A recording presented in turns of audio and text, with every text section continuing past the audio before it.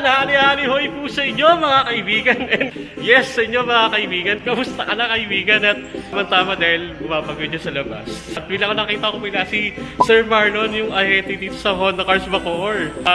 Meron kaming parang may review kami ng Honda VRV. Papakita ko doon sa kabilang channel. Bago ko ipakita sa inyo, may papakita pang mas espesyal na vending machine na bihira nyo na makita din sa labas. Kasi, Sir Marlon, paano ba ito gumagana?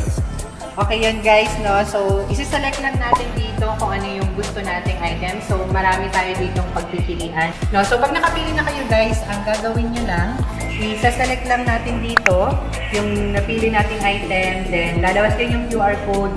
Then, all you have to do is scan natin yung QR code to pay. Then, automatically lalabas na yung item.